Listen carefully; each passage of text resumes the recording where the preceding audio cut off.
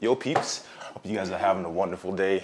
So this week, I just wanted to talk quickly about the camera lens combo that I actually started with, as well as what led up to where I am now as far as like what all the lenses and things I have now. Because when I first started off, it was mostly just focusing on photography in the equestrian world. So like what I started with was a little unconventional. Like I didn't get a wide angle lens until probably like 6 to 8 months until me doing photography, because I was shooting horses, jumping over things, and I didn't need that much reach, that little of reach.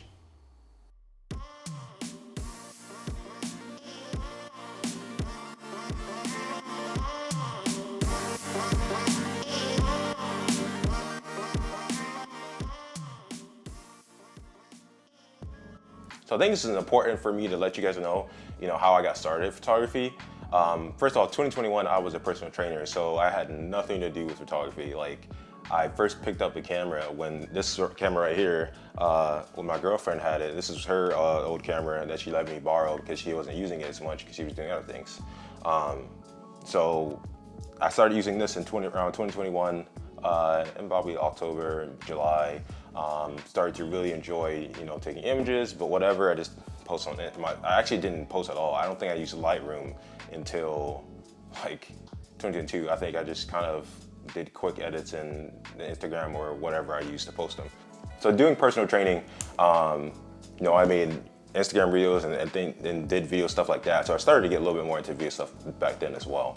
And then the reason that I kind of took photography on full time is because we moved down to Florida, where my girlfriend could actually be able to be with the horses, as you've seen before, and get tons of use out. I hope Nibbles can't hear that.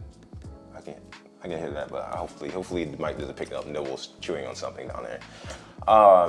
So came down here, and she wanted to be able to be a groom again, because up there she was doing coffee business at one point, and then she was being a receptionist at Body 20, whereas the studio I worked at, and then she did nutrition on her own. And I can't remember the name of the studio. I think I can put up probably on the screen somewhere. So doing that, I was like, yeah, I want to do personal training still, but freelance personal training, when I've just started doing personal training, I think I was doing personal training from like 2020 to 2021, so like very little amount of time. Of course, I studied before that, and I was into gym and stuff like that, but I had no idea how to go to a whole completely different market and find a gym, especially right after COVID, because this is like literally just right after COVID. A lot of gyms were closed down, so there was no one actually working at a lot of gyms.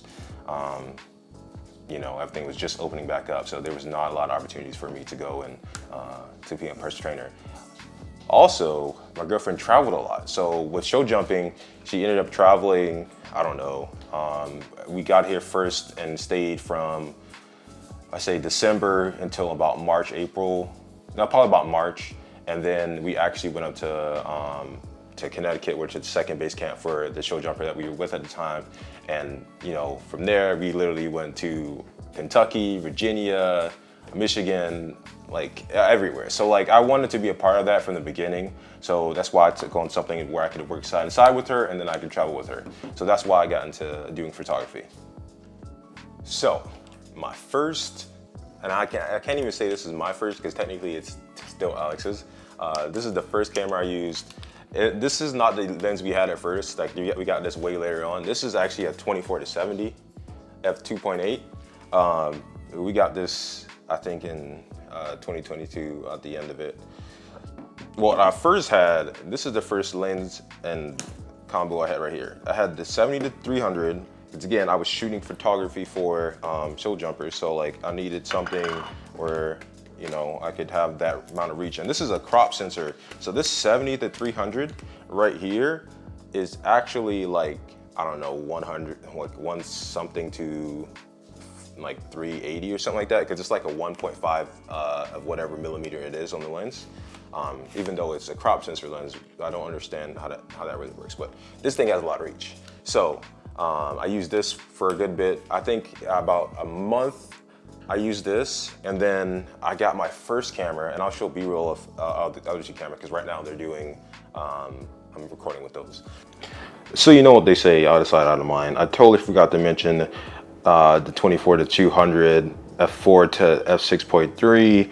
It was shooting the overhead shot on the Z6.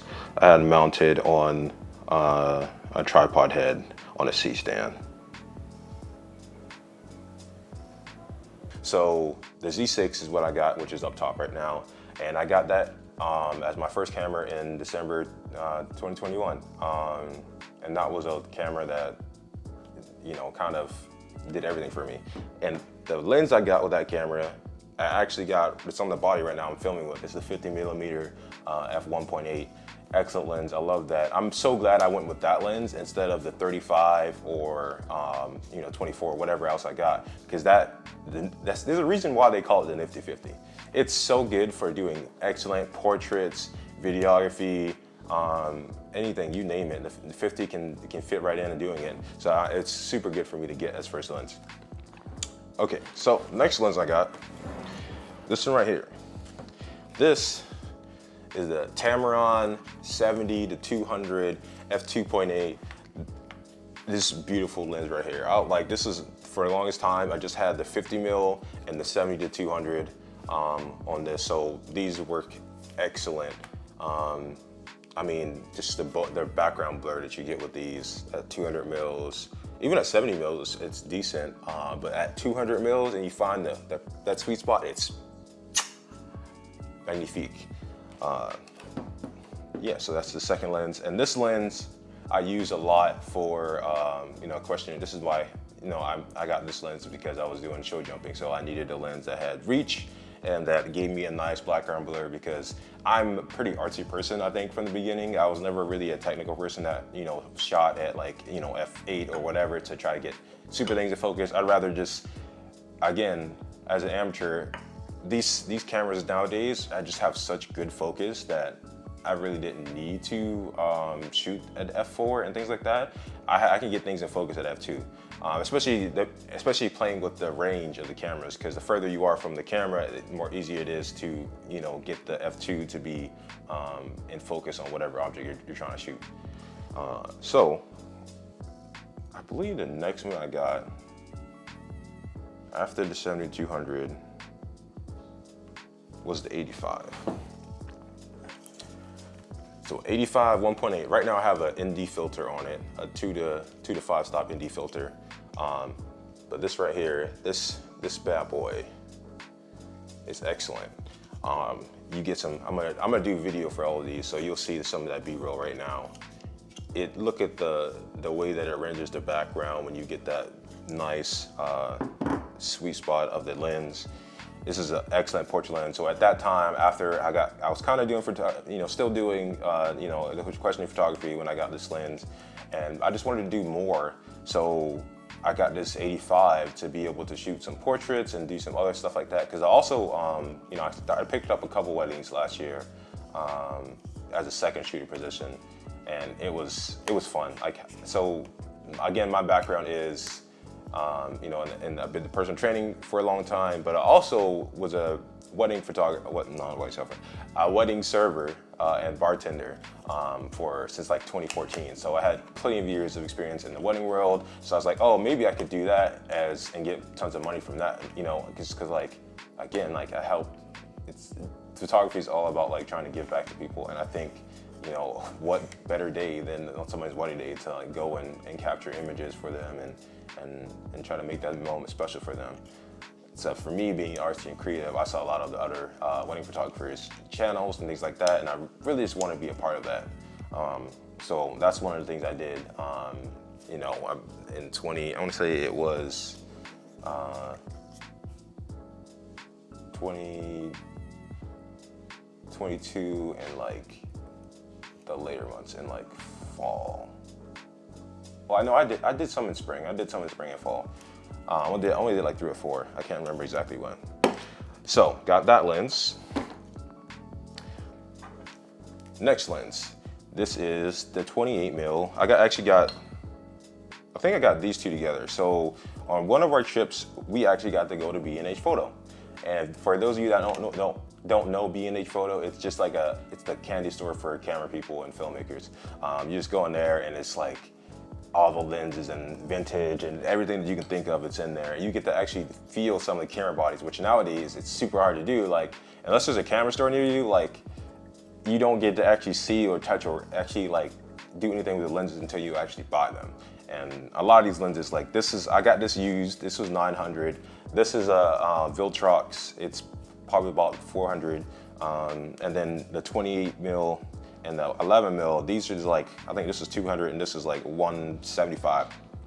And these are just lenses I got to play around with because I was, again, trying to get creative. So I don't know how many images I actually have with this lens because I used it and then I was like, I don't really use this, and especially for a lot of different things. Like this.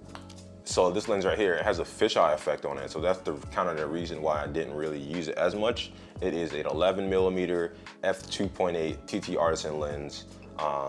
It's really, I mean, obviously it's a specialty lens. You can't really use this on a lot of portrait shoots, but I've seen a lot of people on Instagram whose whole vibe is these lenses right here. So that's kind of why I was like, okay, let me play with that. Maybe you never know until you try something, right?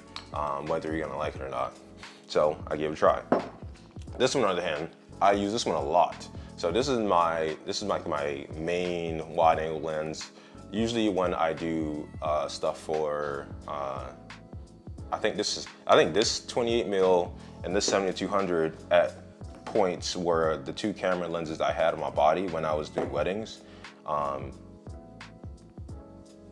Also, I actually got a Z6 II. So that Z6 II came 6 months into me doing photography. So it came in 2022 in, I think it was like July or June of 2022, I got the Z6 II. So I had two camera bodies at the time. So that's why I was able to use the 70-200 and the 28 mil when I was shooting weddings. And then I could switch up and shoot with either the 50 mil or the 85, you know, to get the job done. And that's pretty much the lenses and camera setups. Tripod, I had a tripod that I'm using right now, which is on the Z6 II. I'll get some B-roll of that. It really is, it's a Mindfold tripod. I think that's the one she had for this lens. And it's good. It's actually holding my my Z6 II right now. I'm gonna show you that setup right now, actually.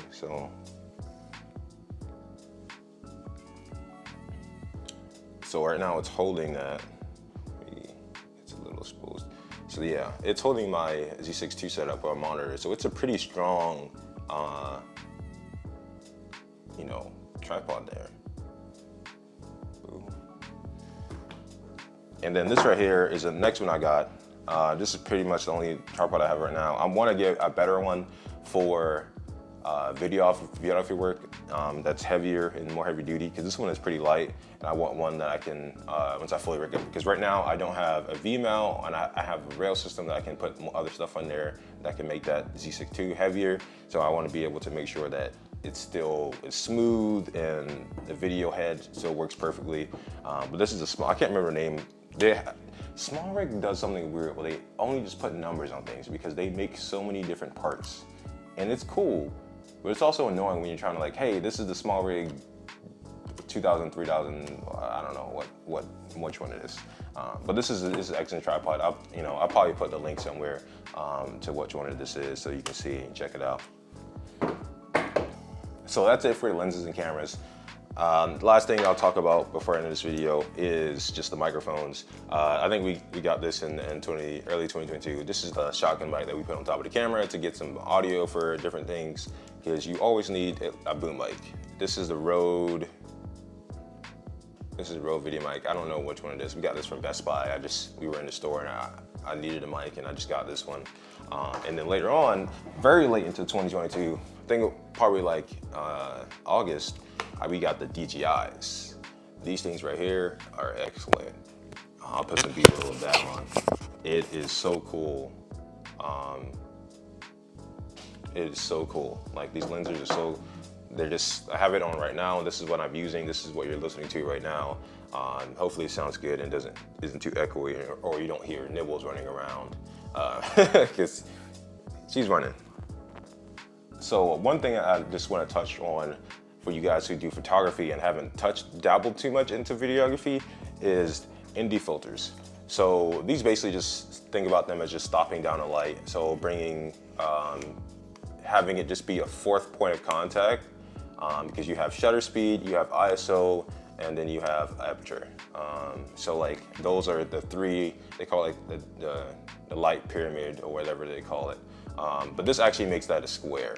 By actually being allowing yourself to shoot at a cinematic f-stop of 1.8 or 2.8 in bright daylight, because usually you can't do that, because even if you take your shutter speed up to a certain point, especially for videographers, you have to stay with 180 shutter speed of whatever you're shooting. So if you're shooting in 24 frames per second, you need to have your shutter speed at 1/50.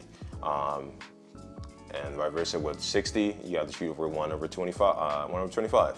So these just allow you to be able to cut out some of that light. And that was one of the things I got early on, last year whenever I started to do more videography, because they're necessary.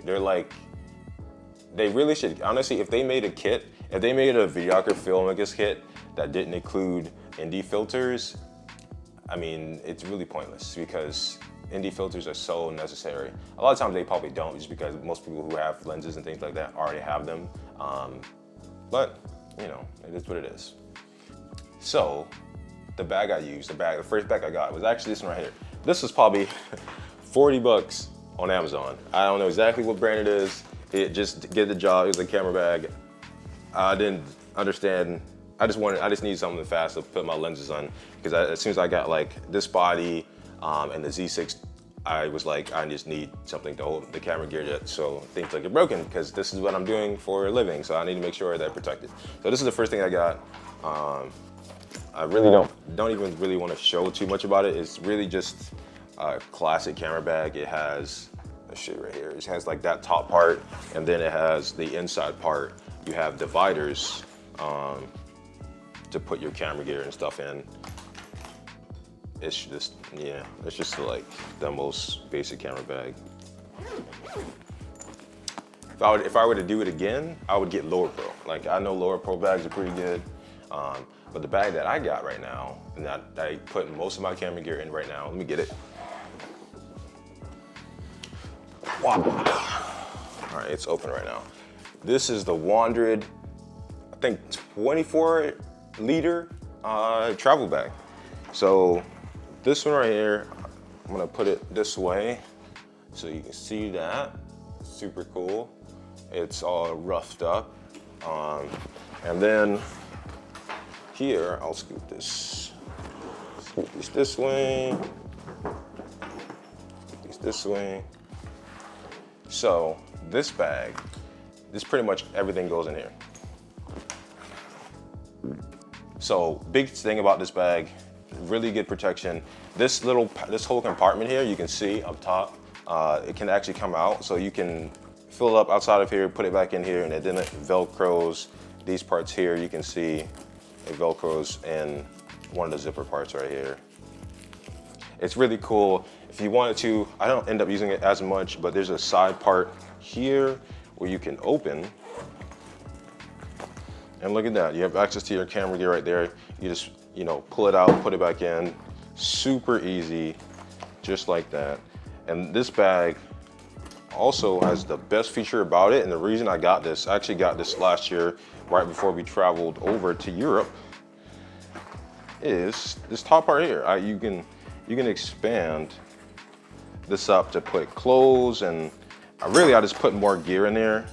You can see, I just put more gear in here. Like, this is my ND filter pouch here. I'm probably gonna lay all this out on the table, but I talked about ND filters already. Yeah, it's just a bunch of random stuff in there. Boom. So that's pretty much my setup. Got this bag here, all my lenses and things, all my babies go in here, filters go in here, and that's pretty much it.